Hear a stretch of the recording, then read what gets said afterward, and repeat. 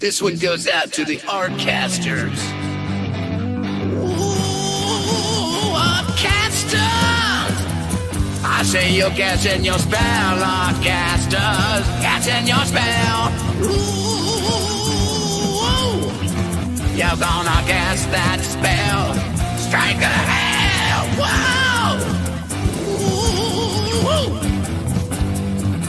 Hi, hi, hi, hi, hi, hi.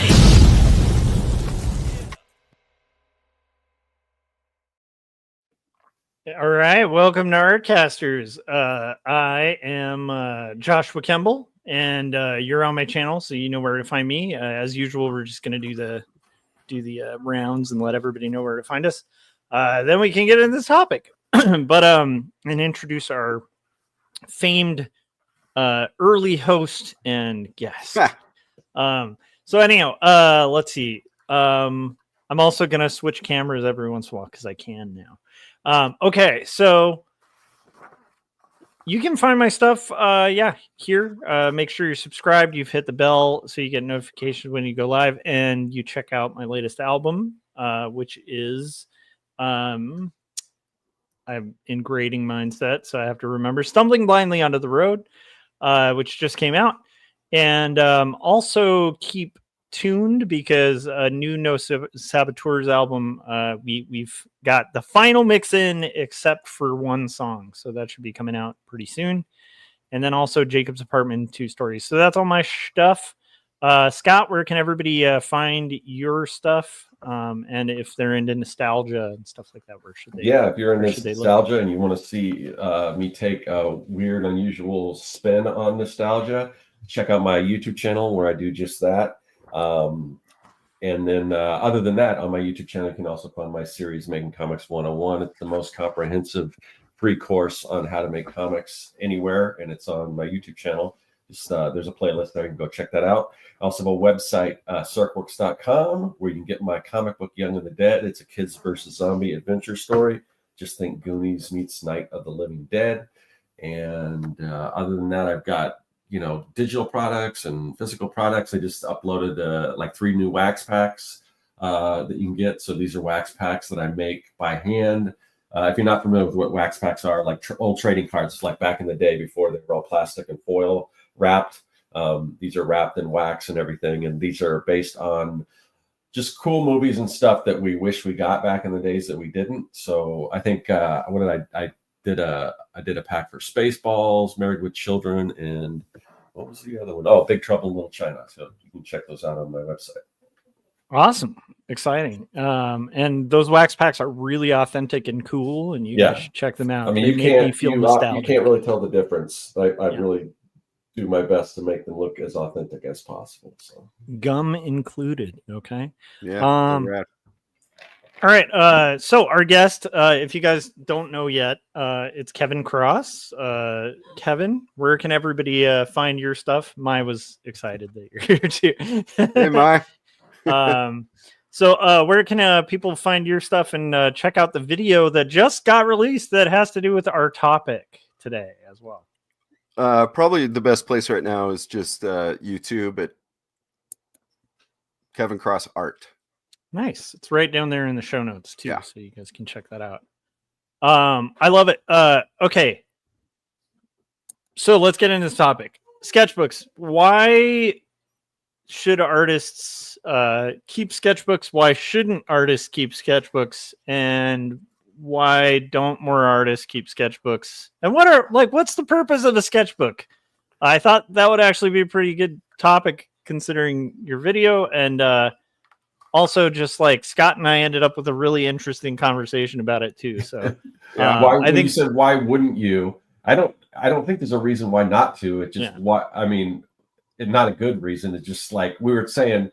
First, I said, I'll play devil's advocate because I don't really keep a sketchbook. But then I'm not going to try to convince people not to do that. It's like, I should, but I don't. But I'm not going to sit there and say, no, you definitely shouldn't have a sketchbook. But I might just for fun be anti-sketchbook the entire time. So we'll see. But Kevin, why sketchbooks? That's a big question, Josh. No.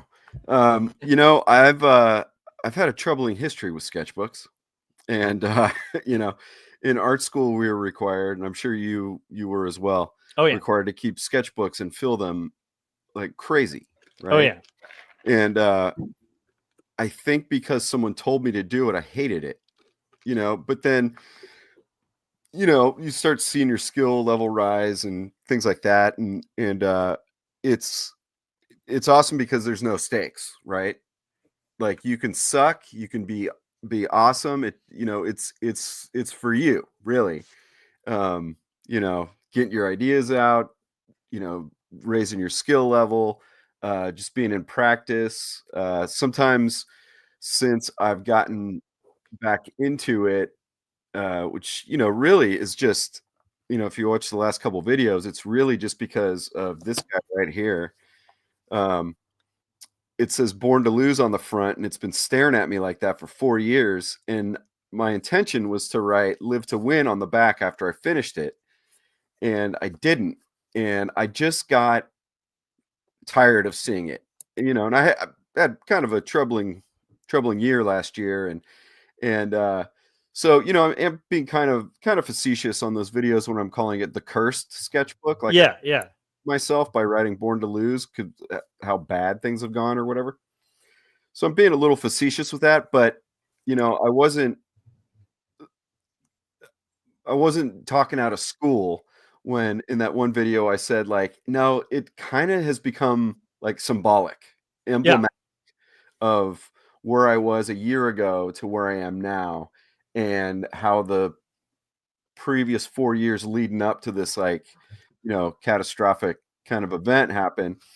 And it started the sketchbook with the intention of it becoming like, you know, kind of seeing the value of in art school, you know, and seeing that, you know, I could get ideas out, you know, and it is relaxing to make art that doesn't matter. You know Yeah. what I mean? Well, to anybody but you, really. You know, and you can make something better, more professional out of it later or not, whatever.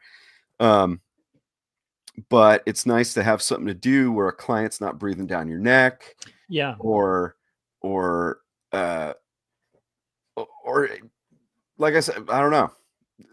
I want to say like five things, so it's getting stuck right here. No, But no, no. It's making sense. I mean, to me, it's funny because you and I have changed a lot since like back when we did BIPT like 20 years ago or whatever. But it's like, I don't know if it was 20. It might have been 20. 2009, Yeah. So it was a right? while ago. 2008, 2009, somewhere around there. Yeah, yeah. Yeah. But I think originally we used to have that idea of like, you know, whatever you make, like you can always sell and make a product of it, and you know, like you should be a commercial artist first and foremost, and always be making products and stuff like that with your art. I think as I get older, like the act of drawing, especially drawing from life or just sketching, is like some of the most fun you get to have as an artist, and honestly you don't tend to have a lot of time to do that when you're not Yeah. on a deadline. And so one of the things that's interesting to me is, you know, remembering how much I hated sketchbooks in art school, but at the same time, like from art school, you know, where they give you an assignment where they'd be like, okay, you need to do 50 sketches, go to the mall and just sketch stuff. And you're like, crap, like 50? And they're like, yeah, it's due like in 2 days. And you're like, what? Like, you know, or it's due after the weekend. And you're like, oh my gosh, this is a nightmare. Now I'm like, that sounds like a vacation, like super fun, just walk around just drawing things. Yeah. So I can see the value in it. And I love the idea that you were mentioning that it makes you less precious, you know, because you don't have a client breathing down your throat. And I don't know if you're where I am, but do you feel like there's something kind of special about the unfinished part of it too? Like to me, as I get older, I'm starting to appreciate that like more than like finished stuff half the time. I don't know. Because I think it's. I mean, I kind of. how do I say it? It because it's a sketchbook, because there's less stakes, I feel like no matter what I do in here is going to be less finished. You know what I'm saying? Yes. Like, uh, a lot of times lately a lot of times, not just lately, but whenever I get to sketchbooks, I like color. You know, a long time ago, I was a colorist for comic books and did a lot of painting, stuff like that. And so, yeah, I use a lot of Crayola, just cheap, not buying the expensive ones. I'm Yep. going to like the back to school section or, you know, It's whatever. the best. But that somehow frees you up too, you know? So when the sketchbook page is finished, it's just finished. Like, okay, what else am I going to do to this? So, but there is something that you can do. Like I did Inktober for my first time this past October. Yeah. And I took pictures yeah, that's a good way to say it. I took pictures with my phone or whatever and super unfinished sketches and made them into finished illustrations.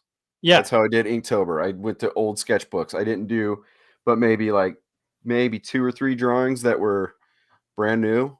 You know, most things, I mean, some of the stuff was real sketchy, you know, real like just a gesture drawing or with like some eyeballs. But I was like, well, I know I was doing like Frankenberry, Yeah. you know, or something like that. So I'll finish it up as Frank, you know, something like that. But so you can't finish the stuff. And you know, when you look at how many pages, there's I can't remember already. The video's 3 days old that came out. And I finished filming it the day it came out. So I don't have a buffer. That's up to date. A lot of my videos are 2 weeks ahead. That one's not.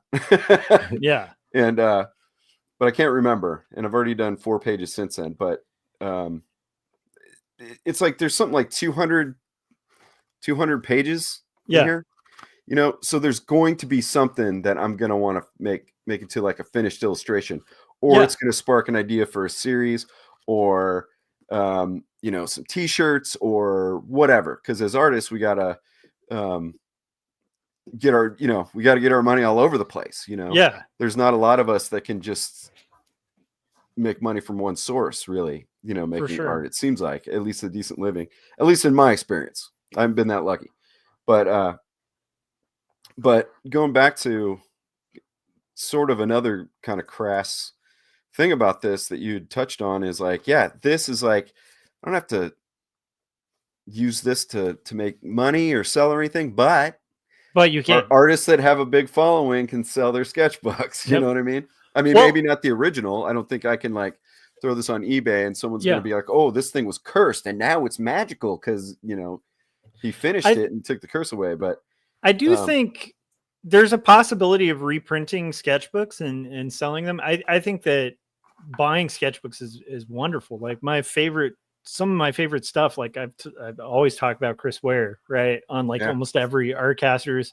episode. And anybody who like chagrins Chris Ware's style because it's like very icon driven, and maybe think like the guy can't draw. Like for some reason, some people think that.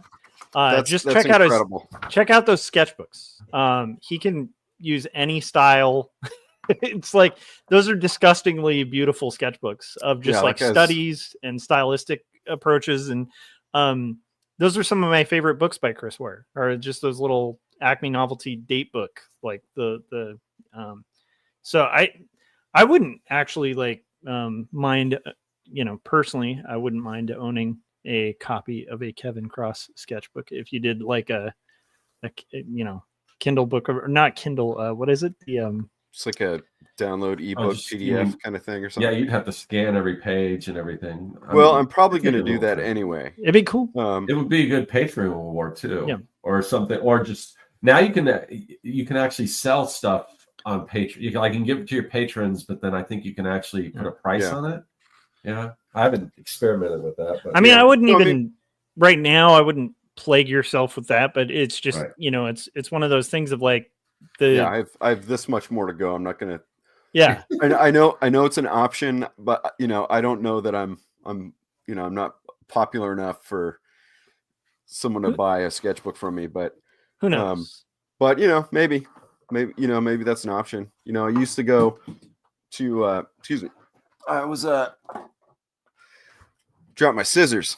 I got an old book that I found that was torn up, and I'm tearing out pages to make a collage for the sketchbook, as a matter of fact. Oh, cool. But anyway, yeah, when I used to go to San Diego Comic-Con quite a bit, and showing, or sometimes if I was with a publisher, or sometimes just as a dude.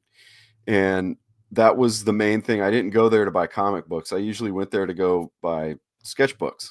Yeah. I used to go to Artist Alley, and I have like a couple Bernie Wrightson, RIP, Bernie Wrightson sketchbooks. And, I mean, it's just like, they're just so awesome. I like seeing other people's unfinished drawings, because you can kind of sometimes see their process, and like kind of sometimes steal their magic a little bit, by like really kind of seeing what's behind, like, somebody who does like really dynamic hands or something like that, and you can see their construction lines, and you're like, oh, okay, and that might unlock something for you. I totally get that. I my first time ever showing at a comic convention was Ape, like Alternative Press Expo, way back in the day. Yeah. And I had just released Numb, and I was all excited to like booth and sell Numb, but I felt like I needed to pad out my booth a little bit. So what I did was like, I made these like photocopied books of just like tons of life drawings. Cause at the time I was like in graduate school and doing a lot of like live nude drawings and stuff, and so I had just pages and pages of them. And I just like made a big old book of that at Kinko's. I made like 40 copies of it. Like, no way it's gonna, and that first show, like that sold out in like a second, like quicker than Numb. Which is always so. Anyhow, my point is, I still am, but I was nobody at that time.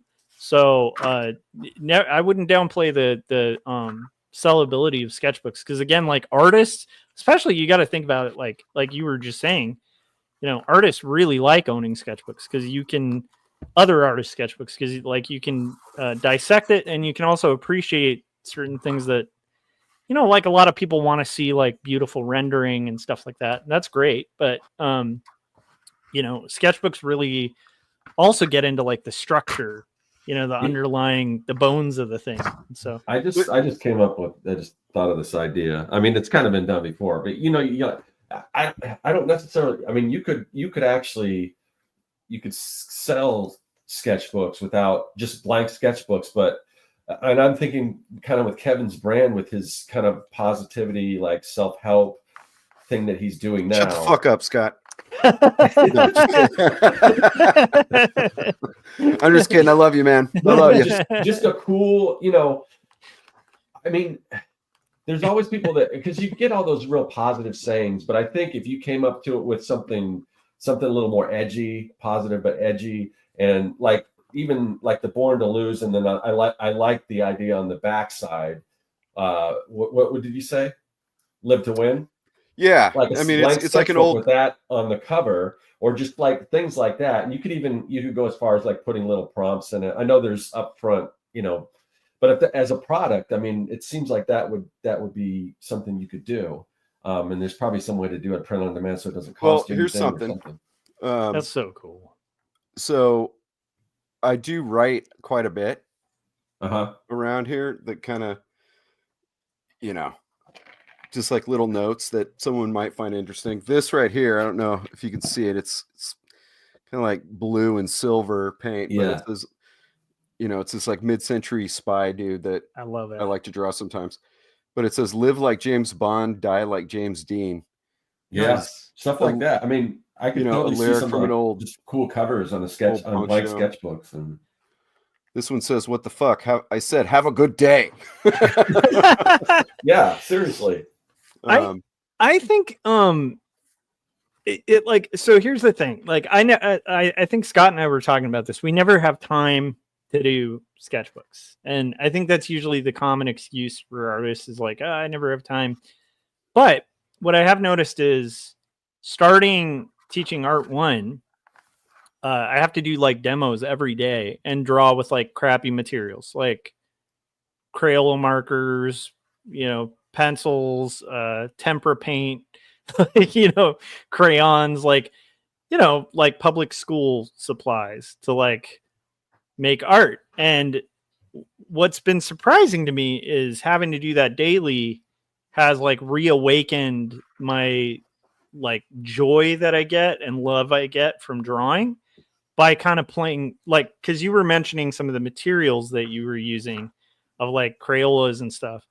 And I do think there's something about that brings out like a playfulness and like a less I'm less tight when I'm drawing with those things. And like, I don't know, there's something about that makes me realize like I probably should have been doing sketchbooks, more often. I also got for I think the first out of the 2 of these sketchbook videos, I used it's Koi watercolors. Just got this little travel watercolor kit, and I think it was. I mean, I've had it for years, so I don't know how much it would be now, but I think it was like little ones. Like I think it was like $12 to $15 at the time I got it, and I never used used it. Is that like one of those brushes that has like a water tank? Yeah, it's got like a it looks like a like a Pentel type brush pen, but then it's got this, and you just kind of squeeze it into water, and it fills the reservoir up there with water. Oh, sounds fun. Screw them together, and this I'm not a watercolor guy. I think I did one watercolor all of art school because we were told to. It was like, well, you have to experience everything, and I was like, yep, not for me. But that was then. Who knows? Maybe I think you'll dig it. I'll get good. I have to do this thing though, where because it's a sketchbook. Like if I do, like this was on the video. This ET with the mustache. Yeah, that's what I use as a thumbnail. that was water. So that means I had to do like pencil on the other side. I can't do another water thing, especially watercolor, right? Yeah. But, this is from a long time ago. This is acrylic paint. So I'd written a punk song right here, and I just Mod Podge that in. So, I could do stuff like that because it's acrylic. It's like plastic and then Mod Podge plastic. Yeah. Or is it Mod Podge? Is that what it's called? I can't remember. Yeah. But I know what you're talking about. Decoupage. So I have to do that. Decoupage, that's it. Yeah. It's assemblage collage is what the crafties call it. Sorry, go ahead. Oh, that's also why I'm going through this old book that I found. Somebody else, it looks like, ripped up a bunch of other pages. That's why I don't feel bad about it. It's a book about the sea from the 60s. But that's why I'm doing this kind of stuff, so I can glue these in behind stuff. No, that's cool. I love it. Also, just, I don't know, just be cool, I think, just to experiment, But with some stuff on here. But I forgot. I was going to say something else. I don't remember. I'm sure it'll come up. Well, I like that you're playing with a lot of different techniques and collage and all sorts of stuff. Do you feel like the sketchbook kind of allows you? I don't know. Is it kind of like a crappy guitar where it's like sometimes you play better on? I sometimes I'll find myself playing better on a crappy guitar just because I'm less like tight about it. I don't know. Like, I don't know. That brings up a story though. Ian MacKaye was the bass player in the band Teen Idols before he was the singer of Minor Threat. The Teen Idols were playing with Bad Brains at a show one time, and the Teen Idols had crappy gear like a lot of young punk bands do. And he said, yeah, I don't know. I just, my bass sounds terrible. Well, homeboy from Bad Brains goes, let me see your bass, and ripped. And then Ian MacKaye says, so it's not the equipment, it's the player. Yeah. So I don't know, I mean, it's sketchbook's pretty casual. And like I said, I always tried, and this isn't the only unfinished sketchbook I have. The reason why this one is so important is because for 4 years, Born to Lose, and how my past 4 years have sucked so bad, and it's been staring at me. So I was like, okay, I cursed myself, you know. So, but what I'm finding is it was always kind of hard to get to sketchbooks, you know, even after like kind of boo-hooing them in college just because I was forced to do it, and I was, you know, the punk kid who, oh God, you know, all Yeah. the time. But now seeing the value of it, so I always would get into it for just a little bit and like, whatever, just kind of forget about them. This one's important because I actually did a cover that has a negative thing on it. The other ones I look at and I'm like, whatever. I'll probably even rip out some of the pages and just stick them in here. Yeah. So, you know, I kind of, like I said, the it being cursed is facetious, but it is very symbolic and emblematic. So it almost kind of seems like it is, you know. And I'm just like, you know, all the unfinished projects I have and have had, and this is the lowest stakes one, you know, that there's ever been. It's just long, you know, but I'm like, okay, if I can't finish this, how am I going to finish something else, you know? Because concurrently I'm working on an animated short, and you know, and I'm still trying to save my ass with my financial situation. So it does take a lot of discipline, and you know, I've been talking about that for the past year, I guess now, about how discipline's become really important to me. You know, it's easy to say. I'm not like I don't care about Friday and Saturday nights anymore, you know? Yeah. That kind of stuff. But you know, it's sort of, it helps me be disciplined. It helps with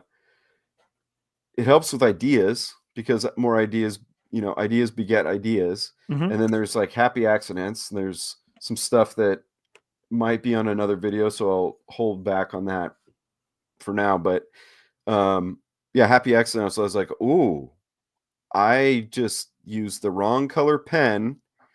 I meant to use this pencil, and now I have to fix that on this page because I still try to design the pages. Yeah. Like, I'll just go back to this.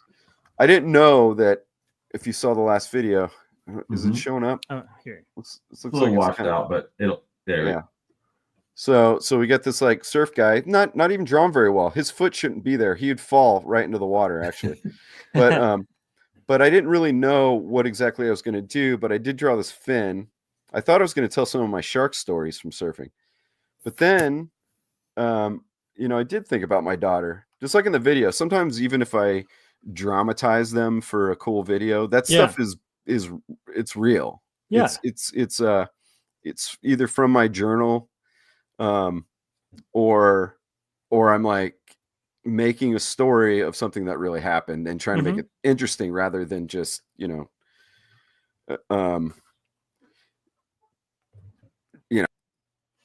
and all the time, you know. So I like to, like, a little tight film, right?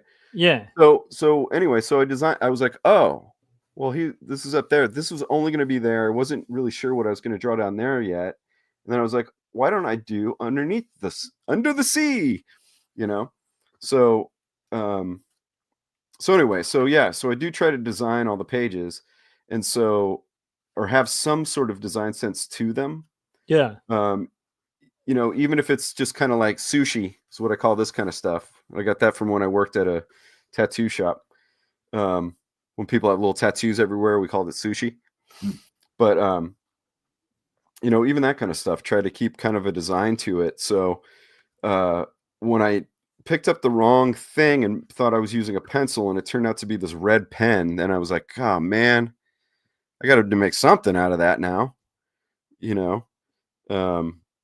And it created something where I was like, oh man, I might be able to do a series about this, or you know, beyond just a sketchbook. So there's those happy accidents and things, and so I'm finding it to be Like I wish I had gotten I guess the mindset around it when I was younger. Yeah. But, you know, I've been feeling like that a lot lately because of how last year went and stuff. You know, I wish I'd done what I'm doing now 10 years ago. But, Yeah. you know, it's like that old phrase, you know, what's the best time is now. Or Yeah. no, what's the best time 20 years ago? What's the second best time right now? So whatever, you know. But yeah, so I never really was great at keeping a sketchbook all the time, but because this one has such uh, a symbolic nature for me now Yeah. of it, um, you know, and it might be like a good hook for YouTube videos, but it's also a good hook for me to do something every day.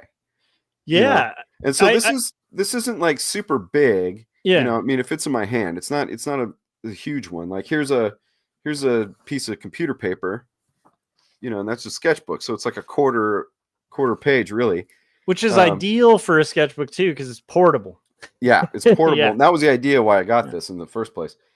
But what is weird though is sometimes like I have to like draw like with my fingers all weird because it's small and unwieldy sometimes because of that. But one time I bought a little sketchbook that was about that big. Oh, I have one of those. And I'm like, what am I doing? Yeah, I bought here's like one that I bought. Yeah. And I hate drawing in it so much. Yeah. And I was at a bookstore and I saw that field notes are like $15. So I just wrote field notes on the top of it. Nice. now I just keep notes. That's awesome. And I don't even like writing in it that much. Yeah. It's too small. Kevin, I think that's cool though, because like the thing is, you know, people have told you this for years, and I mean, I've always noticed this about your sketchbooks and your sketches in general.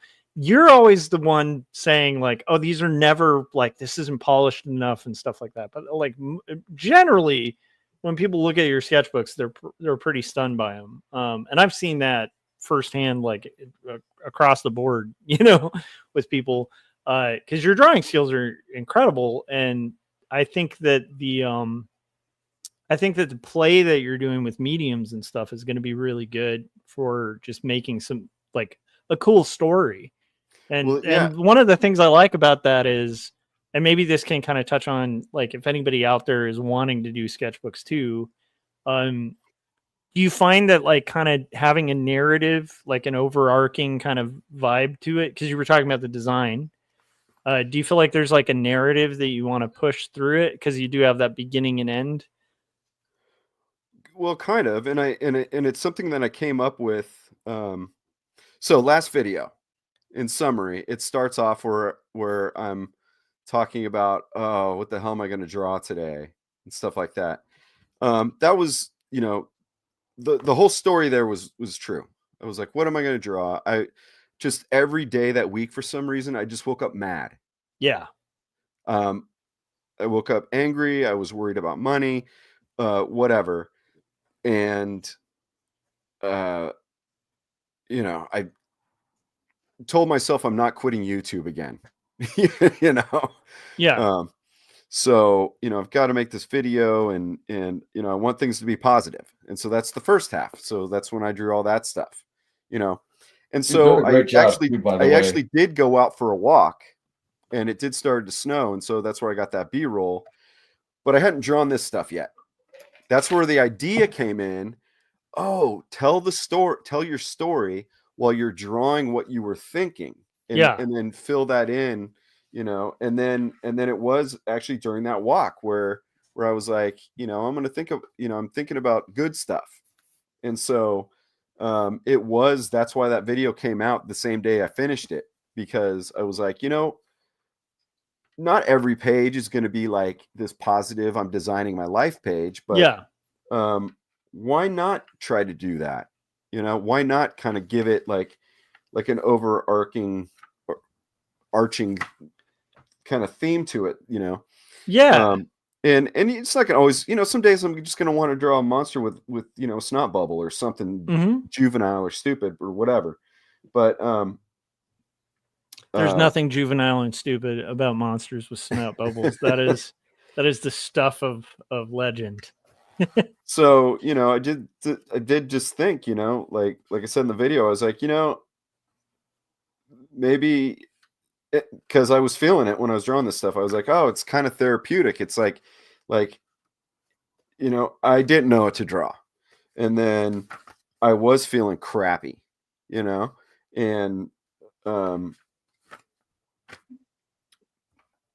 the story there that you heard in the video, it's like a retelling, a dramatization, right? And being that it says born to lose and I want to say live to win on the back, you know, that kind of gives it a story, you know? Yeah. And then, you know, so that was kind of like a revelation for me, you know, it's like, so instead of coming to the page every day and going, what the hell am I going to draw? If I can't think of something, I just think of something like what I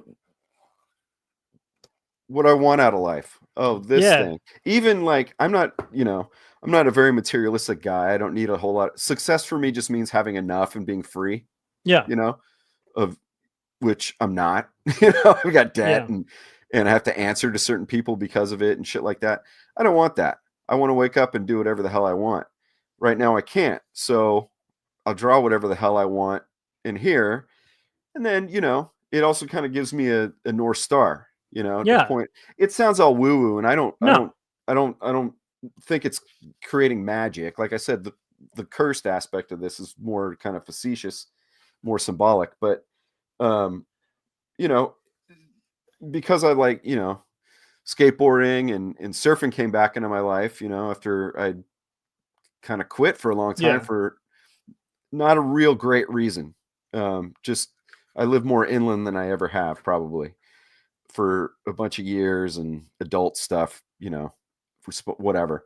But you know, I just went Sunday, and isn't it weird that I don't know? I feel like early adulthood, you spend a lot. At least I spent a lot of time convincing myself to put aside things that were the reason I wanted to work, like for work, and just to be like, well, and then I'll finally get to, you know, play guitar again, or I'll be able to do this again. And finally, it's a couple years back, just kind of realizing like, oh wait, that's kind of dumb. Like, I can do that now. I shouldn't be working to do the thing that I love. I should be doing the thing that I love, regardless of where I'm working. And then, of course, there's some limitations. It's not like I can, you know, fly out of the city tomorrow. You know, there's some people that hate hearing this, but it's true. I mean, I love comic books, but for personal work, I'm happy to do them for work.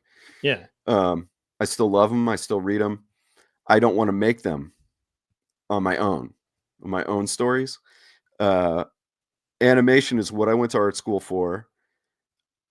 The reason why I switched my major is because at the time, everyone was beating me over the head at school, administrators, teachers, everything.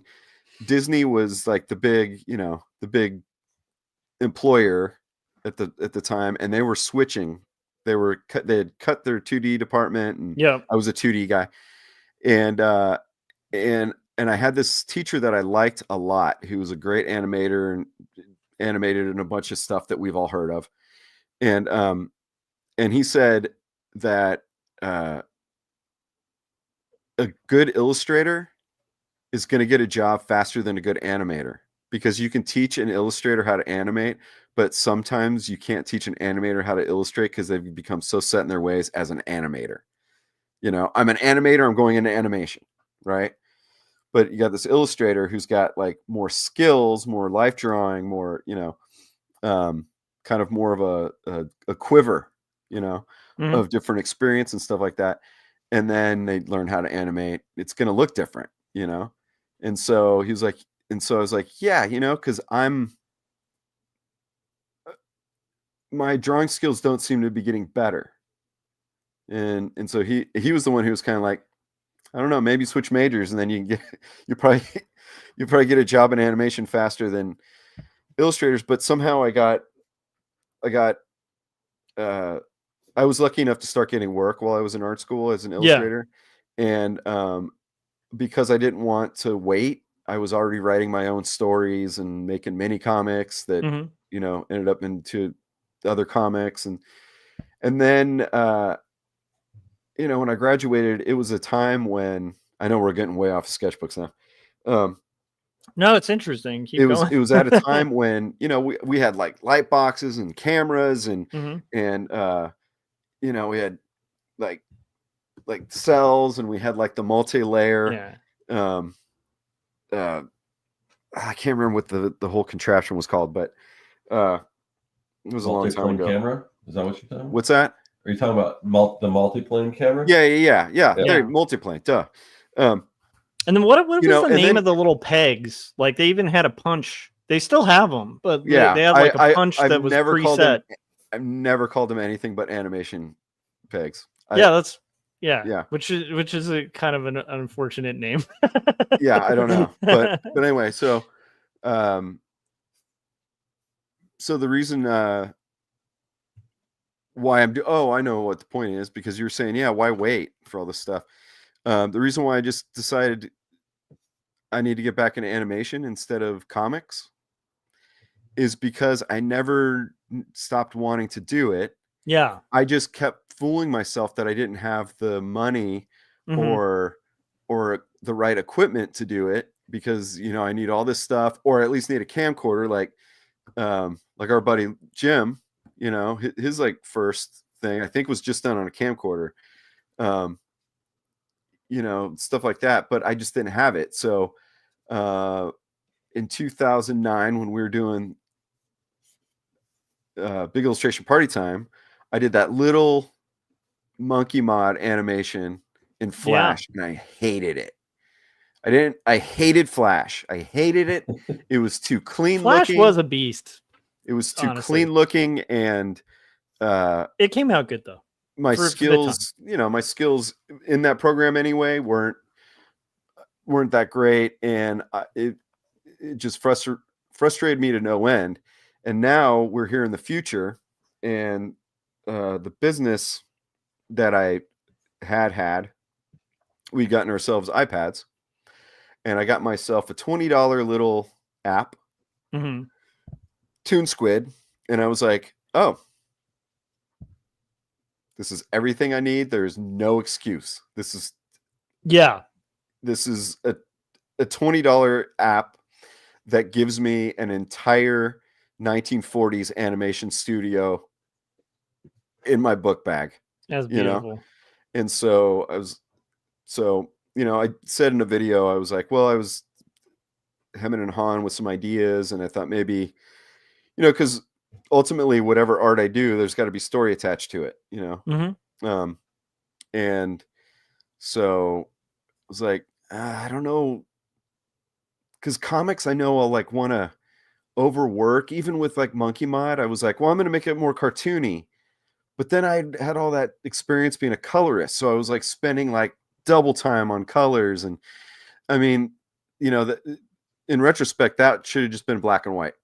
You know, when I inked a page, done, get to the next one. But with animation, you got to be simpler, Yeah. right? A little more fast and loose. Because it takes so long. And then we'll bring it back around to sketchbooks. This helps me be simpler. And if I've got, because when I went to art school and became an illustrator, when I switched majors to illustration, I was trying to be so realistic. And you should see some of this. Like, I look at some of my student work, and I'm like, who the hell was that guy? I still when did Albert Dürer get here? You know? I still love the I don't know how far after art school, I still vividly remember you were one of the first people to do old obese superhero paintings. Oh yeah. And now it's a thing, but it's like back then, I don't think I'd ever seen anybody do that. It was amazing. Yeah. That was something I thought I was onto, because I didn't see anybody. But yeah, I did the Justice League out of shape. But yeah, I think that was before like SpongeBob even had Mermaid Man and Barnacle Boy and stuff. Like I think so. Yeah, predated that. Yeah. Yeah, that was old stuff. But anyway, yeah. So the sketchbook, I can get out that because I do have like I was looking at a picture of. So I have all these trading cards. Speaking of Scott, I've got all these trading cards from the 70s and early 80s and stuff, and I have them by my desk right here. What do you got? And I have some Grease trading cards, and there's a John Travolta thing. So I just did with ballpoint pen in my sketchbook. I just looked at it. I'm looking at it right now. Just did a caricature, but a little more detailed than usual instead of cartoony, and maybe a little bit more Drucker inspired. Cool. Not as finished as what his stuff would be in Mad or anything, but and then I was like, okay, I got that out. So now and then the next page I just did a bunch of shapes and made it look like some tiki. I love it. Just out of shapes instead of lines. So so that's another good thing about that. And plus, it has given me some practice. I know the animated short I'm working on right now. I know the style of the characters and the backgrounds. I guess the whole thing. And I think I'm wearing my inspiration on my sleeves with the look of it. But I have another full script after. So, I don't know. It might take a year or two to finish this one I'm on right now. Yeah. But the next one is completely different, and I want to try a completely different style. So I'm already starting to play with something that in my head, I know what it looks like, but my hands can't make it yet. Yeah. So yeah, I think, man, there's so many things I think that are awesome that are on display with your sketchbooks. And I mean, anybody who hasn't watched it, watch the latest video Kevin did, is really inspiring. But one of the things I've been finding really fun about playing with mediums is and I will say this is a skill. I think Scott, you and I have probably all developed the skill a little bit, where quite often, like in illustration, every once in a while you're just a hired gun. Like you literally show up, you're given whatever materials, and you got to make something. Mm-hmm. And so storyboarding gigs, sometimes you'll just drive somewhere, you're paid a day rate, and you use whatever paper they provide. Like they don't even, so it's what's fascinating to me about playing with different mediums and having that template to kind of do that, or like testing out different styles and stuff, is that exactly what you were just describing, where if you're going to switch projects and you want to switch styles, you can do it like very easily, and you've had that room for play to be able to kind of go, oh, I've worked in that style, I've used that medium, like I know kind of how to do this thing. I think that's a really good flexibility to have too. So I would say that if I was to start getting more involved in my sketchbooks, because right now what I do is mostly just like little life drawings in my sketchbooks, but if I was more religiously, I should be sketching more in my sketchbooks. Well, see, isn't that a thing that we all say? And that's what I said too. And again, it's like I'm no sketchbook saint. It's just because of what I wrote on the cover. I'm like, oh God, you gotta. I love that though, thing, man. I love that because I think that's an art. I think that's an art in itself, to be like, I'm going to do this thing and just do it. Like it's an art to do that with anything, I think. Yeah. So, but there's something about, sketchbooks that, like I said, as I've gotten back into it and made it kind of an important thing. Mm-hmm. And it helps just as much for me having that, like it's a hook for me that it's cursed and I have to finish it. That's a hook for me. It's not just to make cool, videos or whatever, but, you know, I've said this. I feel like I might have seen some of this in the chat. There was a bunch of stuff I wanted to Yeah, there's talk a about in couple the of things chat I that's want to already address, gone too. that I can't see now. But Oh my Um, goodness, I haven't been doing my due diligence with chat. but I forgot what I was going to say now. Oh, but there's a feels like there's a thing about sketchbooks where, you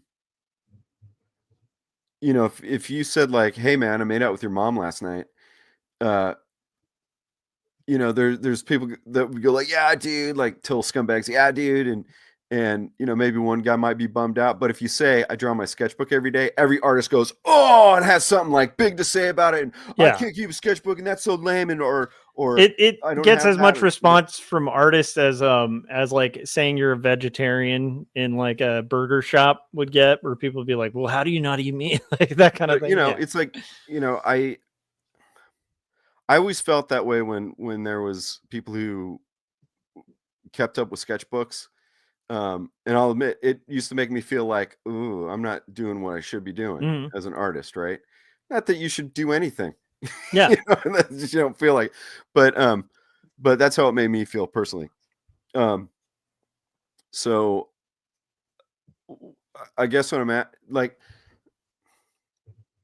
and then there's always that thing of, you know, as artists, it seems like, even though we're the tastemakers, it seems like we're always the people who are chasing the money. You know, Yeah. people want us until they don't. You know what I mean? They want us to be their set of hands and or in their brains sometimes, and then they don't. And so, what am I trying to say here? I have a point. I have a point, but So it sounds like you're saying like, while with like commercial art, you know, we can. oh yeah. So Yeah. so we're always hustling, basically. Mhm. You know, we're trying to always get that.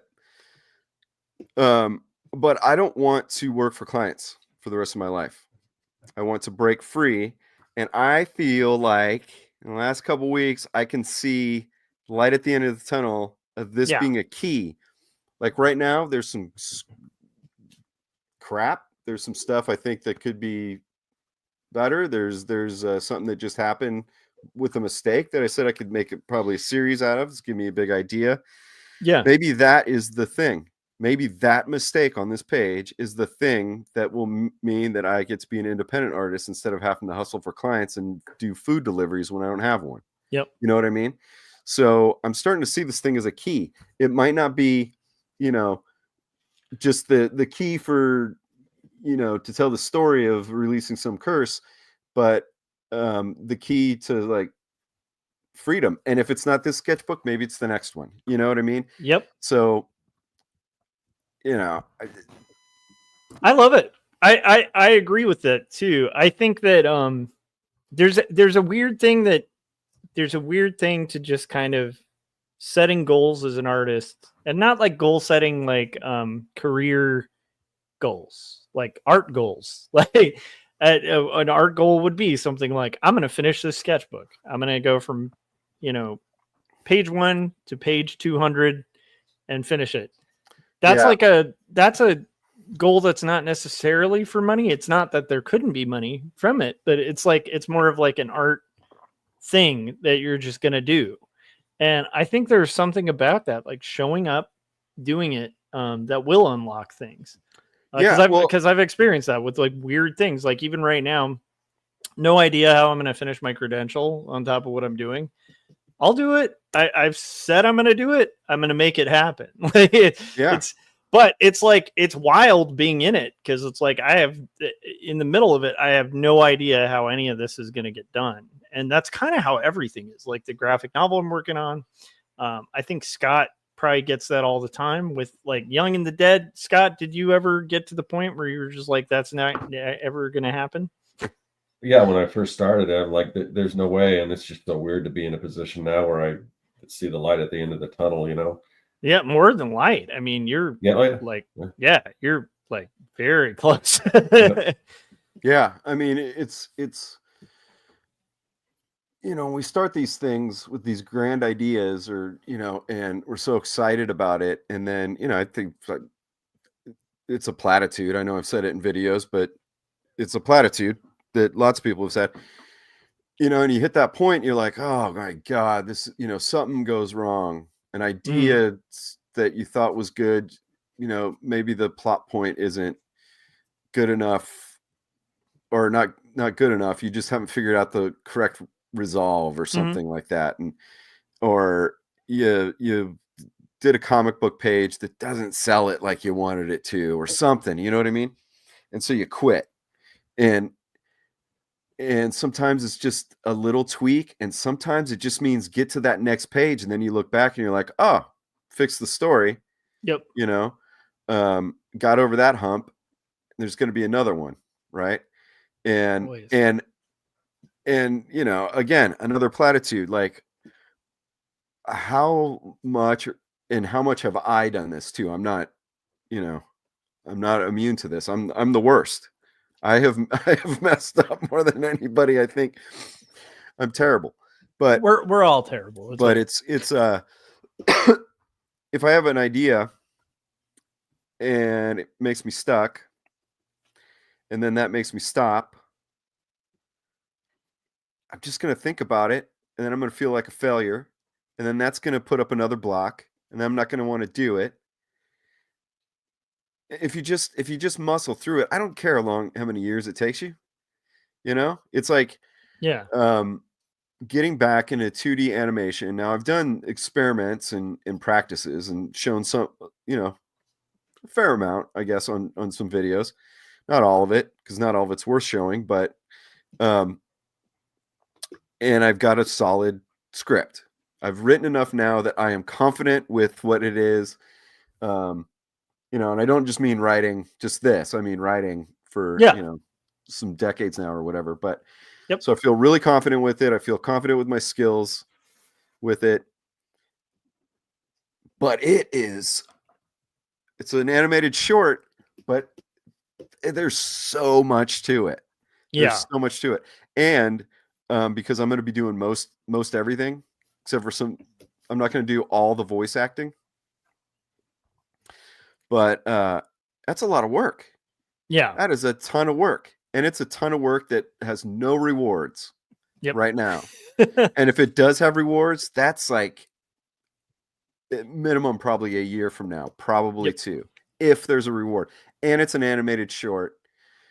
I know animated shorts can win Oscars, but whoever knows about those? Yeah. We only know when Kanye shows up with his naked wife at a Grammys or something, whatever that was. And I'm sure people would rather look at her than me too, but still, it's the work, Yep. So, who knows, but it'll get done. Yeah. Think about like, it will. Like you've been doing tons of music the past like months and months now, maybe a year. Yeah, a year you put tons of stuff out. Yeah, and you always text me stuff, and it's super rad. And I've gotten to the point with my short here that I need to start doing some scratch audio, and maybe even finalize some audio stuff to do some real animation to it. Because that's the thing too, is like it's like a sketchbook. You jump around doing whatever you want. Yeah. So I have all these things right now that I'm like, I'm tired of character design, so I'm going to do a storyboard for this scene. I'm tired of that right now. I'm going to do this for that. That is a perfect thing about animation.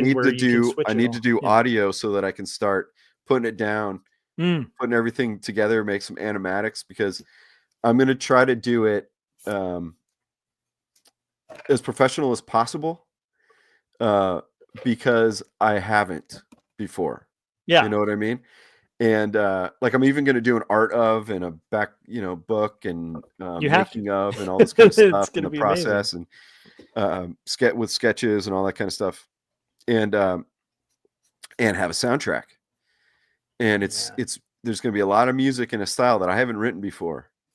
So, it's probably going to come out like going, oh, this guy grew up playing in hardcore punk bands, but that's fine, because if the energy is there, that's fine. But I got to start doing that, and part of it, like you sent me something a couple nights ago or whatever, and I was like, I just need to write a song because for this thing, because a lot of it is going to be based around, and I don't know if anyone catches on to this, but when I do the bigger edited videos, I edit to guitar strums and beats in the music and stuff like that. Mhm. Like there's even a part where my camera on my phone accidentally blurred, and when it went into focus, I just took that over there, and so when it went into focus, there was an acoustic guitar, and then there's even a when I open this box, and I don't think people are going to pick up on that, but that's going to help me animate. Yeah. So I think that's great. Since I've been so you've been recording. No, I haven't. Oh, What okay. I'm saying is like doing all these things, and I'm just saying like the stuff you've been sending me has been pretty inspiring, because I was a music guy before I went to art school. I went to art school when I wasn't on tour, Yeah. and I haven't been playing music really very much, and yeah, I guess I'm going on a tangent because we were talking about all these like No, I get that. all these Like things. and I think it's related in the sense that yeah, I lost my I think you knew about this, but it's like I lost my ability to hold a chord for 2 months, and it freaked me out. I couldn't use this thumb. Like it just I had to get like a cortisone shot, but like literally if I put like a penny's worth of pressure on it, it was just done. Weird. And so when I finally got mobility back in that, I was like, well, I'm going to play music because who knows? I mean, I may not ever be able to write a song again, like if that's done. So yeah. So then when you write 100. Yeah. Well, I mean, but that got me in the habit of it as just a awesome project. Yeah. And what's fun about it is, I think it's kind of like the sketchbook or like anything in art where, the big trick is just to not psych yourself out and to keep moving forward and keep making. And what's weird is you start getting better at it. I feel like I'm getting a little better at the self-produced stuff.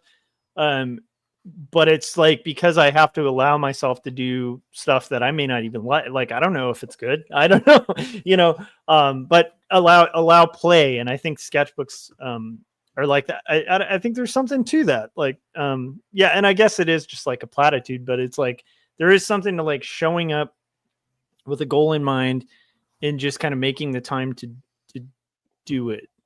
But the animation is wild, but I also think it's perfect as a project for you because it does combine everything. Like knowing you for years, it's like, everything you love is in that. I mean, it's all the elements, it's music. You get to make music. You get to do voice acting. You enjoyed doing voice acting. I don't know if people remember, we used to do sketches back in the day. Yeah. Soundtracks, sound editing. You've always been really passionate about that. Like, and drawing and storytelling, all of it. It's really exciting, I think. It's funny. I got asked yesterday and it was supposed to insult me. Someone said something about call me a jack of all trades, master of none kind of thing or whatever. Mm-hmm. And I was like, motherfucker, I've been doing this stuff for like 25, 30 years. Yeah. And I was like, I'm not a master at any, Yeah. Sure. I mean, this is mostly my thoughts because mostly I just went, huh, because I've chosen mostly not to engage, but all this stuff was an accident, kind of. Yeah, it always is. Yeah, like if I go way, way, way back, I just wanted to play in punk bands and draw funny cartoons, on my notebook and stuff like that, and then that led into. I got all these records out. I'm going on all these tours. And then that led into like, well, what do I do when I'm home? Well, I guess go to art school, I mean, it was not as easy as that. I mean, because I'm not like a rich guy and art school's not cheap. Yeah. But, and then like YouTube comes up, podcasting comes up, or I guess podcasting came up first for us, right? Yeah. Remember we were like splicing guitar cables together and stuff, and like sticking 2 SM58s in there at first before I still have this is back from then. I still have my snowball somewhere Yeah, here. Oh, I wait. still have it. It's all yellow now instead of white, but Look at this. Mine's all yellowed too. yeah. But we just figured that That was stuff the out. first USB mic, I think, that had a USB cable connected. Yeah. I think that's why we bought them. We were like, oh my God, this is the future. But but it was all an accident, Yep. and then here it's like a couple 2.5 decades later or something like that, so it's like, that's all. As much as I'll like beat myself up sometimes about like not sticking with stuff, I stuck with stuff enough that I feel confident like writing, drawing, painting, playing a song, editing, and making all, and then putting all those things together. Not everyone's going to like it. I don't care about that. I care about that some people like it, but I don't know. It's just sticking with stuff. Yeah, and I think that one of the fun things about kind of where we're at age-wise or whatever is like, I can get in front of a classroom and pretty much take any art medium and make something cool in front of kids, Yeah. And it's like, I know how to use watercolor. I know how to use, colored pencils, the oil pastels, oils, and like know it to the point where I don't even really have to like relearn it. Like I can explore it, but it's like, it takes a couple minutes and then it's like, oh yeah, this is the way this works. Right. And again, like I'm not, some giant master of anything in those areas, but it is weird when you're just you get to the point where you're comfortable doing the thing, and whether it's happened circumstance, like some of that is art school, some of that is like just like playing around with things, like learning how to video edit was just an accident. Like a lot of this stuff is accidental. And so then I wouldn't even be streaming were it not for accidentally being convinced by you to do that too. So and like, again with the sketchbook stuff, it's like being in art school. We had to take these general... Wouldn't it be fun to take those again? Like if you didn't have to pay for them. I don't know if I could keep my mouth shut though now, Yeah, that's this stuff for so long. I will say some teacher who's like 10, 15 years younger instead of older this time. Oh yeah. You'd be like, no. You like grab their materials. Yeah, you'd be no. It's the through lines here, dude. You'd be totally insufferable. Or but I was gonna sketchbook stuff in art school. There's a lot of these classes that you take, your general classes in your major before you go more specialized or whatever towards the end of school. I had to take these oil painting and acrylic painting classes, that were basically like life drawing, but with paint. And I was like, oh God, this isn't what I want to do. Because originally I wanted to be an animator. I was going to be the penciler and the story guy, and pass on, and someone else is going to ink it and color it and whatever. But nope, I had to go to the art school that's like, no, you're going to learn everything, and then you can figure out where you're going, which is good. I appreciate that now. Yeah. At the time, I was like, I don't want to do that. Well, I found out that oil painting I was terrible at, because every time I did something good, I'd be like, oh, isn't that awesome? And then I put my hand right on it. Oh no. But or something like that. I remember this one time I spent like so long just on this like half of a face, and I was like, oh my God, this is perfect. And then I turned to talk to a friend, and then I went back to it, and it looked like little peaks sticking up. And then I looked on my shirt, and it was the reverse image of what I just painted. And I was like, damn it. I've had that happen. But then I discovered like that acrylic painting. Oh, it's not great, but I was better than I thought. And then got into it, and then I got better, and then I became a comic book colorist because of it for a while. Yeah. It was all based on painting. Yep. And well, that's something a lot of people don't connect who are stuck on digital art. It all stems from actual skills. Like I really do think if you traditionally paint, like let's say you do something like acrylic where you can work, from dark to light. Actually, acrylic's weird because you can do both. That's kind of one of the unique things about acrylic, right? You can work from light to dark to light. yeah, But you know how acrylic works. Then if you're mimicking acrylic like digitally, it's going to look so much better. And also that's just taught you how to work from dark to light and light to dark, like, which is a thing that a lot of people have trouble with when learning digital art. And yeah. So that's the thing too, to, talk about digital stuff is, I've had a little less than a handful of freelance clients since my business folded, and all my work's digital now, and I'm animating digitally, illustrations that I'm doing for myself that I'm hoping for portfolio pieces or whatever. Yeah, I saw that. That's all digital. And so that's another thing. Sketchbook is because all the digital stuff I'm doing, I'm trying to make it look like it's not. You know what I mean? Like my favorite brush to ink with is because how I used to ink with the Winsor Newton. Yep, and I would try to be super perfect and smooth and stuff. Not that I was perfect. I tried to be. Pretty close. I mean, I heard do have a some good people line. told me, like when they saw my pages, they asked me if I did it in Illustrator. And Mhm. and I remember thinking one time I thought like, oh, that means that my lines are great. And then it immediately went, they're so perfect, they're lifeless. I hate it.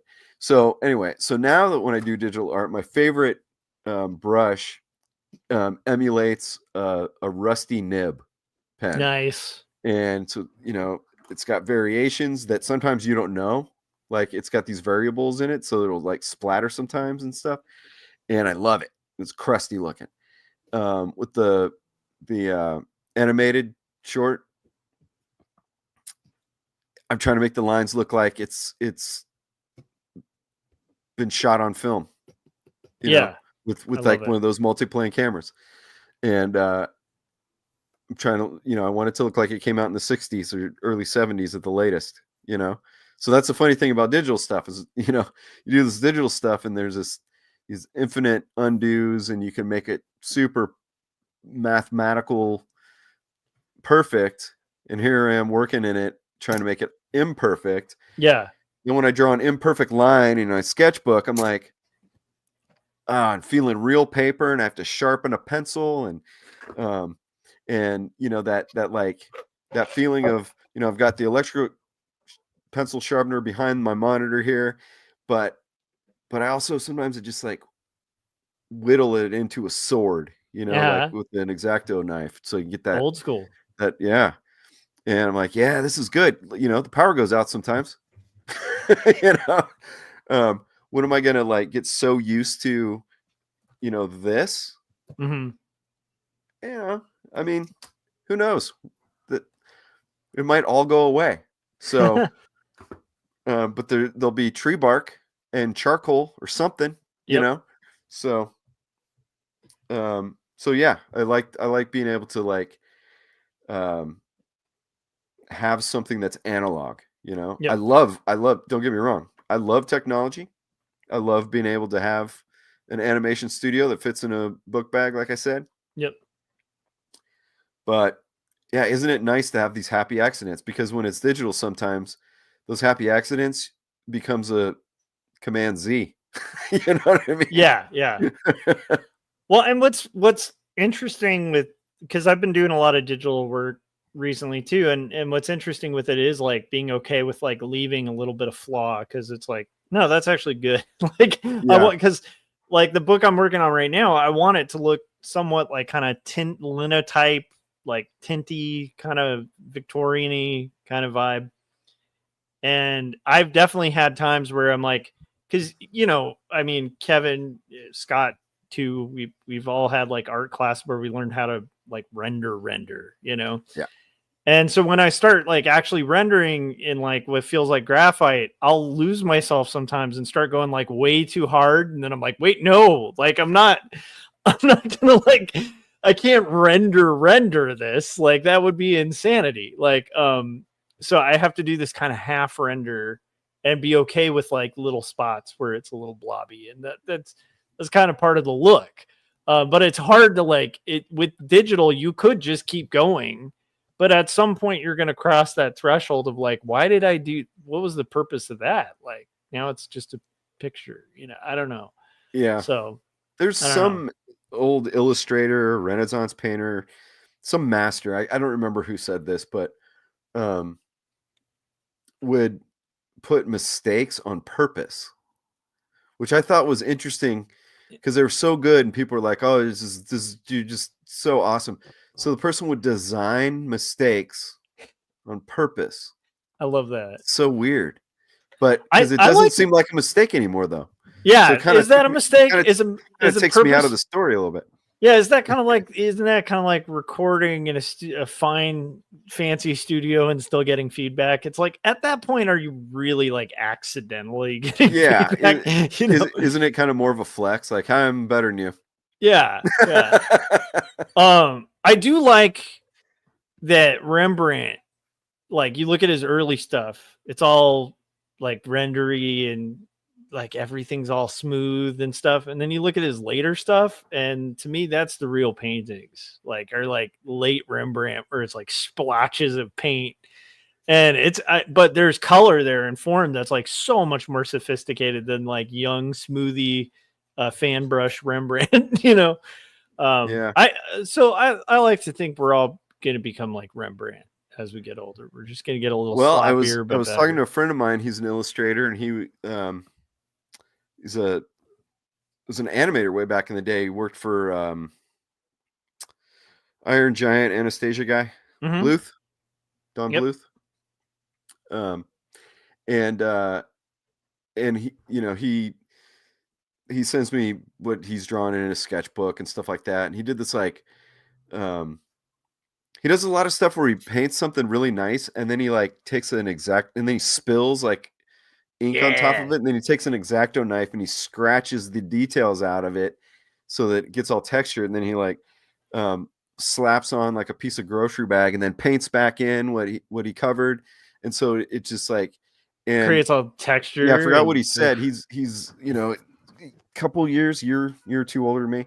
And he's like, yeah, I'm just at that age now where I want to make art instead of perfection. And I was like, oh, perfect. I wanted to tie that back to sketchbooks because I don't know. I'd have to go back far enough in the chat, but I know Frank was commenting that he had a sketchbook and they're kind of pristine, so he never draws in them. But earlier on in the chat or the conversation, we were talking about how you said you can be loose with the sketchbook. You don't have to be too precious with it, but a lot of people are. And one thing that I would suggest, if you are that kind of if you're looking at this, brand new sketchbook and you're afraid, just do some self-damage to it. Run it over with your car. Tear a page out. Just do something to it. You have a cup of coffee, maybe accidentally spill it. So it's not as precious, and then you won't. We're looking like this thing, like you're gonna destroy it, and that'll give you the freedom to be more creative, and also to what you're doing, Kevin. Where you're talking about doing that stuff. You've got that book, and you're cutting out pages, and you're just experimenting with a lot of different styles and mediums in the sketchbook. So yeah, yeah, and I think it's just naturally got to lead to something. There's got to be some like real art breakthroughs, and there, so I think it's awesome. I'm enjoying it so far, and as long as I can keep that up, fine. It doesn't have to be a good sketchbook, you know what I mean? Yeah. There's a couple questions that I keep seeing from that one guy, Jim Lujan, I think. Oh yeah, I saw you. Lou Jam? No. The Jimmy the Loots in the chats. Jimmy the Loots. That's my I don't know if nickname for.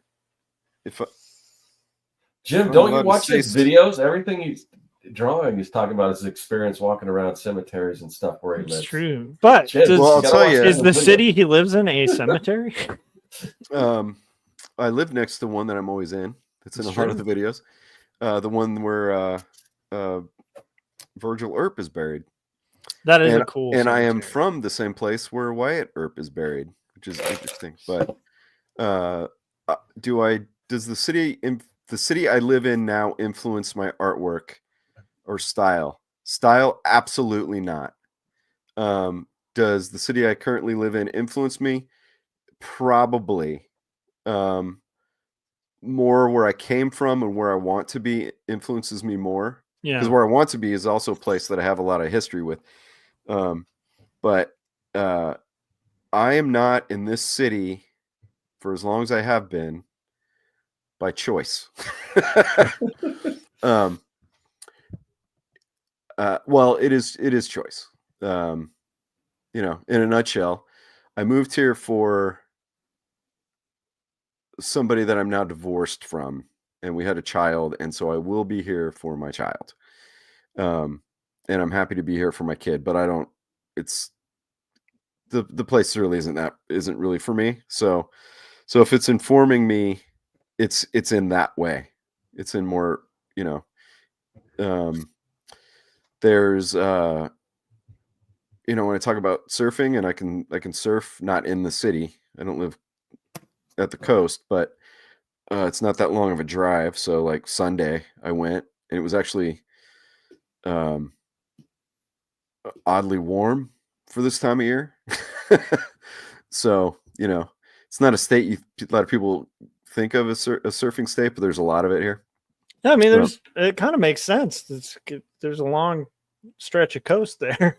Yeah, and as a kid and stuff, I primarily surfed in San Francisco, and the waters there are cold too. Oh yeah, and under the Golden Gate Bridge in Montera and Pacifica, if anybody's from out there, maybe knows what I'm talking about. Santa Cruz, but yeah, so yeah, that the city itself and I guess what people would consider like whatever culture is here or whatever. Nah, Yeah. I'm a Californian, Yeah, when I think of even your art style, it's like, weirdly enough, it seems way more, well, not weirdly, it seems way more influenced by the Bay Area, like both musically, artistically. Like, yeah, I it's, was, yeah. I was a punk rock skater, Mhm. surfer guy from Oakland and San Francisco. So, and I've always kind of felt like a stranger in a strange world here where I live right now. So, so that informs what I'm doing. So it's all like head stuff, I guess. I Yeah. like what's around the city. Mhm. I like going to forests. I like going to mountains. I like going to the beach. I like going to the beach no matter where I live, which is Yeah. why I want to move back to the beach. But and that's all. I like all that stuff. I like getting out of this city. Would you? And also, I'm older now. Was Raymond Pettibone? He's Bay Area, right? Raymond Pettibone, he's LA, man. That's Greg. He's that's LA. Okay. Yeah, he's Greg Ginn. You know why I think of it? Yeah, I just think of it as like a Dead Kennedys kind of vibe, like with the art and stuff. So, oh, you're thinking Wynton Smith. Oh, that's what I'm thinking of. Yeah, he did all the collage stuff for Dead Kennedys. He's from San Francisco. Okay, and then Pettibone is his brother's Greg Ginn from Black Flag. Got it. Okay. Yeah. Love so it. He did all the Black Flag art. Okay, but it is so there's the Bay Area, that's slightly Bay Area, kind of, not really. Black Flag? Never mind. No, they're like, yeah. Sorry, I'm getting all like punk elitist. No, because I think it's the record labels that I'm thinking.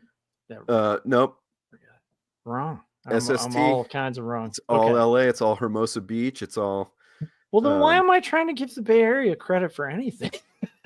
Well, because we had Dead Kennedys, we had the Avengers. Yeah, that's we true. had crime. We had. That's true. That's true. Yeah. True. That's funny. I was trying to throw a bone there. When I leave the state, I'm all pro California, but take me back to California, it's always like Bay versus LA. Yeah. There's a lot of Bay Area terminology that has migrated to Southern California. And all It's the very world, like strange. hella. Yeah. Yeah. Hella. I apologize for that one, everybody. I didn't start it, but it did originate in the Bay. All right. I think we're getting close. So what do you think about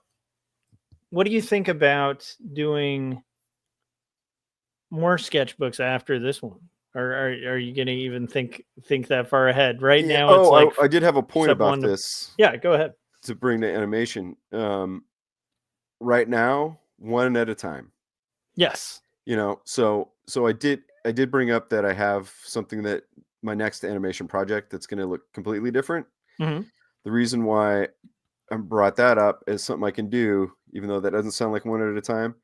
It's because the one I'm working on right now is so set in its ways, that I can wander. My brain can wander, and think a little bit about that with the style and stuff, because there are so many pages left in this, and what I was going to bring up, and we kind of went off too, about keeping the sketchbook and having some of that discipline is, in the past, I don't know, 2-3 weeks, I guess. Well, I guess it's been a couple weeks. There was a couple days. There was one day that I didn't do like my normal routine, and I didn't draw anything in the sketchbook. And it turns out that day I didn't do animation at nighttime. And then another day I almost didn't draw in my sketchbook. Like, I put it off until like 5 at night. And if I didn't, I don't think I would have gotten to animation. Is that I don't know if that makes sense. It's like It makes sense. This having it's the key. Yeah, it's the key. Yeah, I get it. Having a little bit of discipline makes if I don't do it, it makes everything else fall away. And I think it would it's like dominoes. And I think it's like anything else too. No, dude, that's amazing. Because I've been experiencing that on the daily.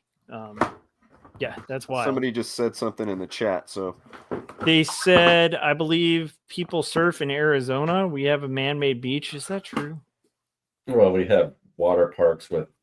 Well, the one that you could actually they've got wave pools, but the one that was actually that had waves big enough where you could surf on was Big Surf, and that closed down over the pandemic.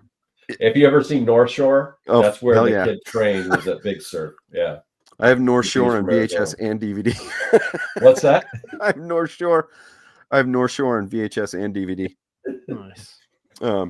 It's such a cheesy movie, but I love it. Yeah. Chris said he likes your outdoor tour videos. They've been fun to watch. I agree. Oh, thank you. Yeah, those I have another one filmed, and I almost did this past Sunday, but sometimes when with my daughter and surfing, I'm watching the shore more than I don't know, just too much going on. You know what I mean? Yeah. I'm making sure no one's stealing her or whatever. And she's always down to film, but I'd be like this big, and I don't know. Yeah, that would be really so I didn't hard. do that, but I have another one from this summer. And the only reason why I haven't is because the way I was editing, I think I've gotten faster doing that kind of style, like kind of travel log where I'm finding the inspiration for whatever drawing I'm doing. We're taking so long to do that I think the last one I did took me 4 weeks to finish. And now I think I've got it down. But it's still going to take a long time. And yeah.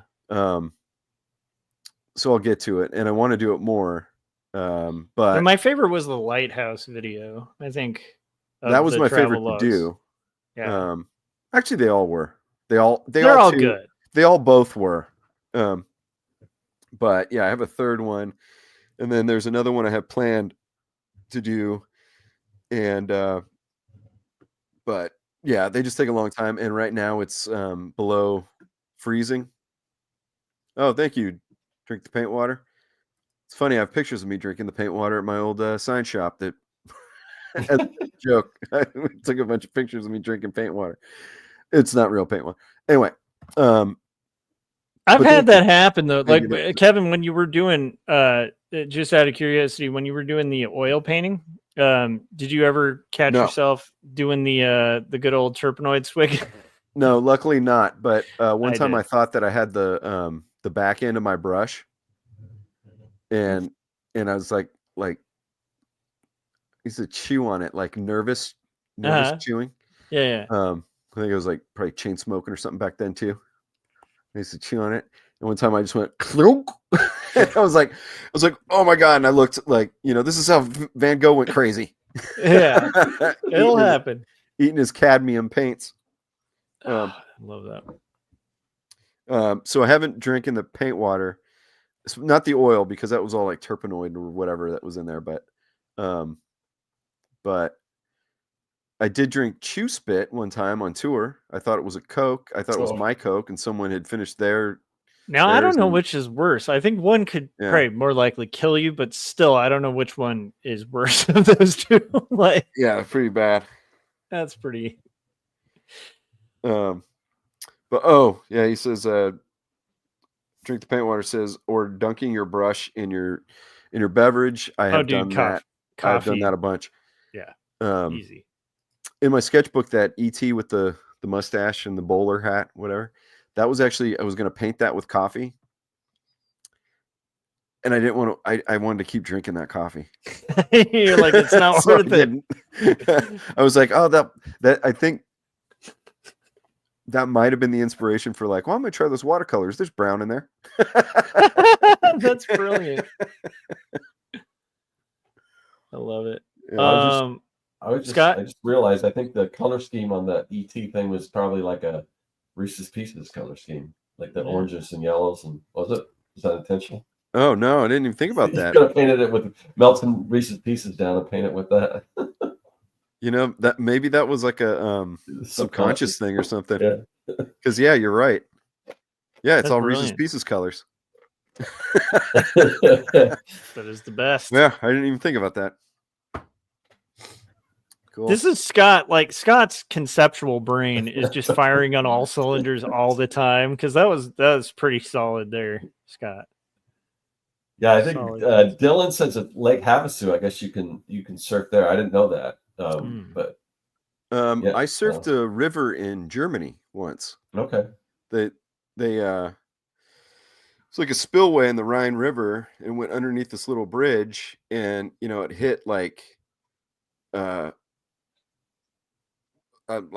there's a bunch of boulders and stuff, but it never like really hit it. And I guess they diverted the river down a little bit into this channel so it wouldn't flood all these farmlands around there.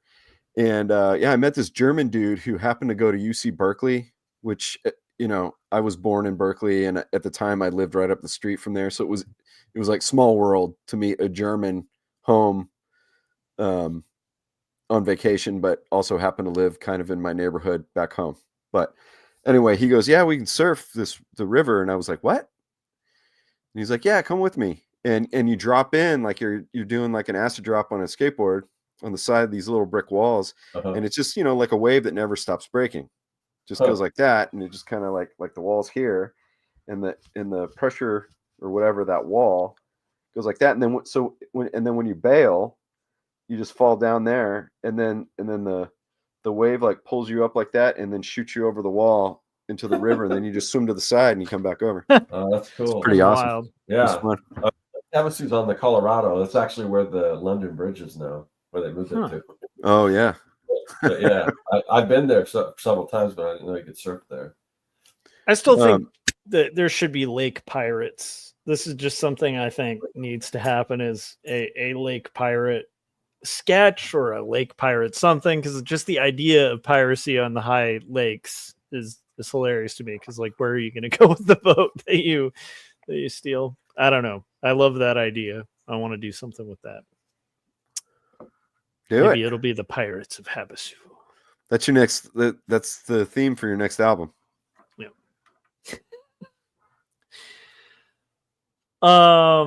Jim said, "Eat crayons, drink paint." If- Hell That's yeah, the next brother. slogan for your next sketchbook there. Love it. I love it. Is there anything we didn't touch on with the sketchbooks? I would encourage everybody out there, watch Kevin's new video to get inspired, because I think it's very inspiring. The Yeah, approach. subscribe to the channel. You're putting out weekly video. I mean, Yeah. you're doing awesome, but way better than me on that. Well, I'm trying. I haven't even started.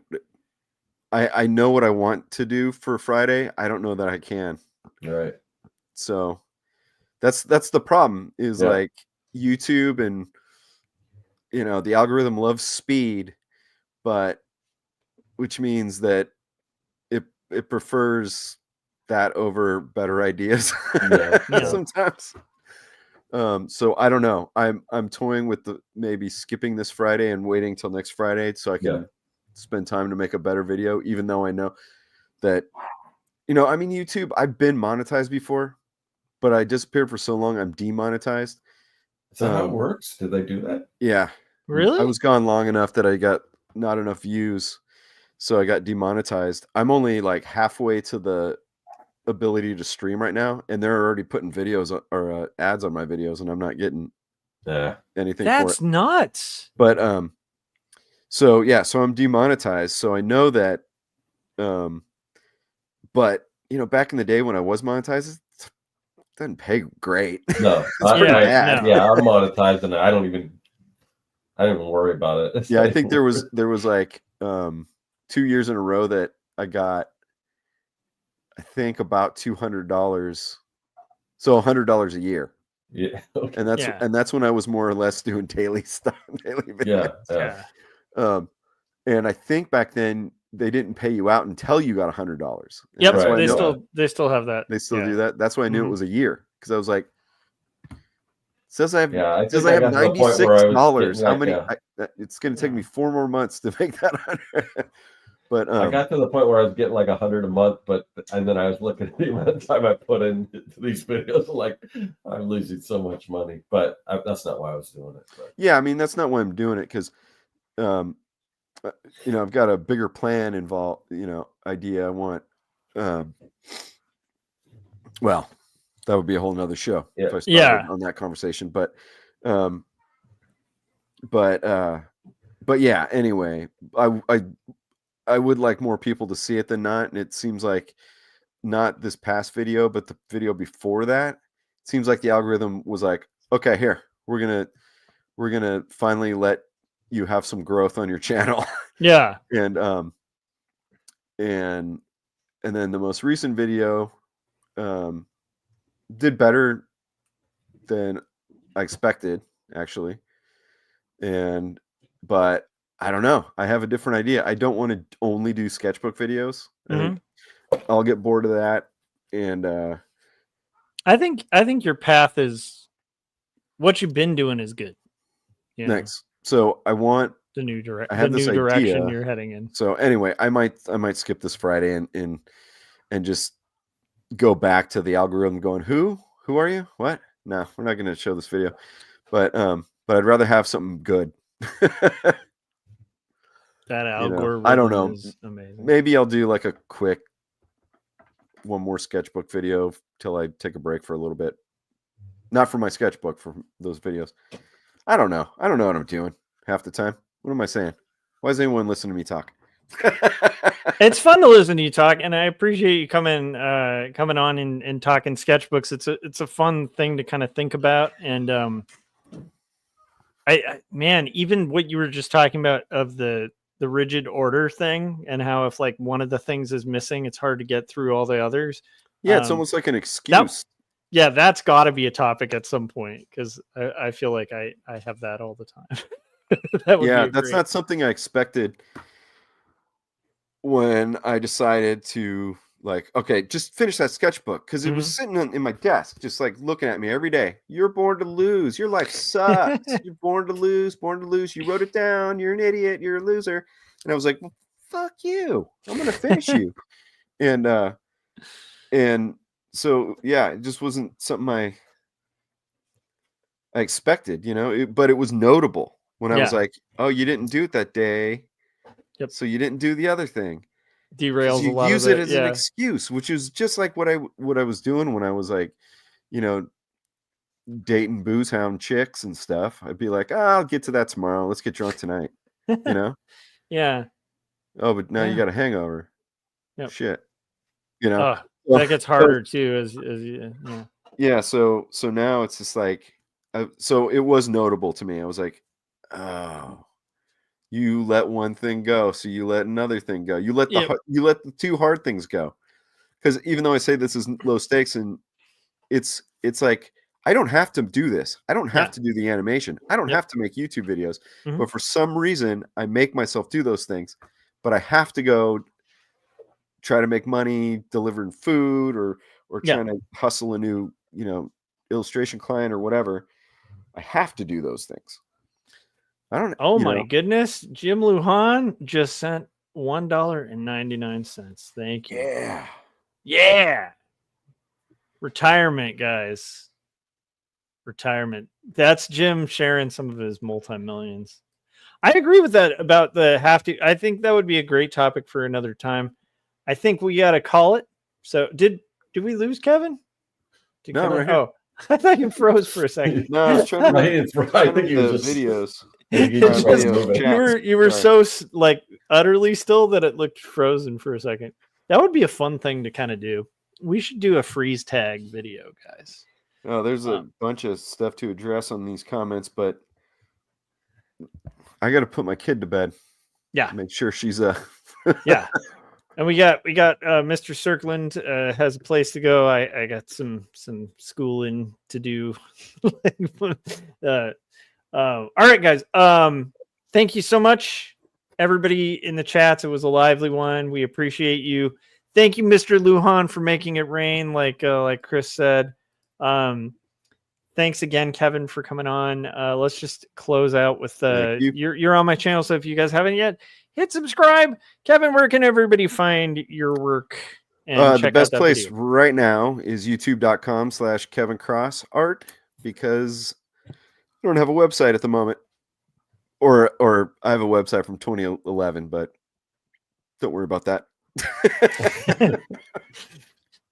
I agree. Check out Kevin's stuff on YouTube. If you guys have not yet, you need to be on the train of the new Kevin stuff. It's better than ever and more focused than ever. Oh, and I noticed you put up some of some select videos in your from your backlog. Oh, yeah.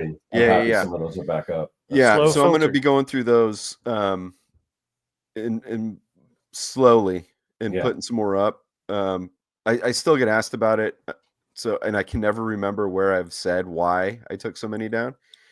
It's mostly because my daughter was on them and I was a little bit naive about it, and I don't want her being on the internet, really. Yeah. Because I got learned when I realized that there were some real creepy people out there. So she's older now. She looks a little bit different, but yeah, I don't even want her name. Understand on there. I put a clip of this sketchbook from 4 years ago, and I cut out part where her name is in there. Smart too. So yeah, I love it. Well, I mean, I don't love that there's creeps out there. No. But I love the re-release of a lot of the old videos because you have some classics, so it'll be fun to see. Well, thank you. Let's see here. What did Jim just say? Jim clapped, and then I believe Dylan was saying I second the. Oh wait, Artcasters soon. Chris K, we demand. Yes, we need to get Kawagyu on here. It'd be fun to have you back on. Oh, that'd be cool. All right. So Scott, how does everybody keep track of this crazy train that is called the Artcasters? Okay, yeah, well, there's one way you can do that, and that is to join our mailing list. We don't spam you or anything. All we do is usually about 30 minutes ahead of time, or if Josh is running late, about 5 minutes before we start. I'll send out a newsletter. I'll tell you, and it'll tell you where you can find us, because it does change from Josh's channel to my channel back and forth. and different guests, different topic, but you will be in the know on all that information if you just join our mailing list. There's a link in the description here. And then as far as me, you can find my stuff on my YouTube channel. Just search Circworks Art Labs on YouTube, and my website is circworks.com, where you can find my comic book Young and the Dead and a bunch of other cool stuff. Awesome. And also, yeah, definitely make sure you check out those wax packs on Scott's site as well, because they're super authentic and amazing. I have some. They're killer. Yeah, it's unbelievable. And bubble gum. Did I give you the grease too to go with your grease? Yeah. If I did. Actually, yeah. I did. Okay. Yeah. I just I wish I did a good impression where I could say Mysticata and it would sound right. But there you go. I love it. All right, guys. Have a good one, and we will see you on the next live stream.